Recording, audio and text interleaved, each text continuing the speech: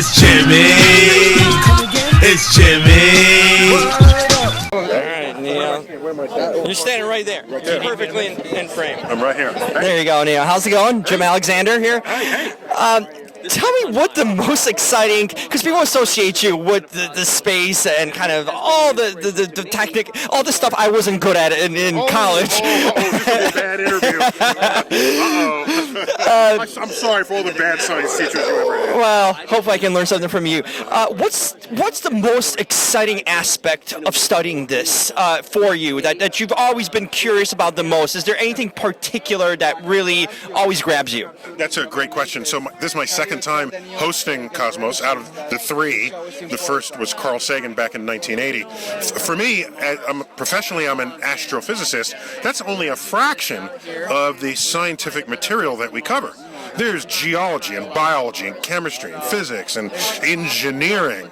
And so for me, as host, I learned a lot about these other branches of science. We have committees of scientific experts in each one of those disciplines. So there's a first round of making sure that the content is accurate.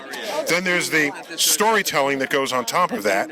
And we bring in experts from who've been tapped for their skills for major big budget Hollywood movies, who are telling stories about, if not superheroes, then love stories, or they're professional storytellers. But now you get to bring that to our effort to communicate science, and that's what, for me, I think renders Cosmos unique among documentaries. In fact, you watch Cosmos, you're not thinking, I'm watching a documentary now. That is not going through your head. Something else is happening. The science is reaching in to your soul of curiosity, it's feeding what we know is a hunger for knowledge and wisdom and insight, so that we can become better shepherds of our civilization going forward. Well said. What's the next discovery that we as a human race are, in a sense, pursuing or might be on a brink of discovering? Is there anything specific also that we are getting closer knowledge or better knowledge of, and that we're close to potentially uncovering? For me, when I think of the frontier of science, I'd like to believe that in our lifetime we will know for sure whether life exists anywhere else in the solar system. I was also thrilled. We have missions planned to go look in the under ice oceans of Jupiter's moons. There are places in the solar system that have oceans of water that's been liquid water for billions of years. When that happened on Earth, we had life jump out. So that search, I think, will be very, it's happening now, and it's happening in our lifetime. So I'm looking forward to discovering that we are not alone.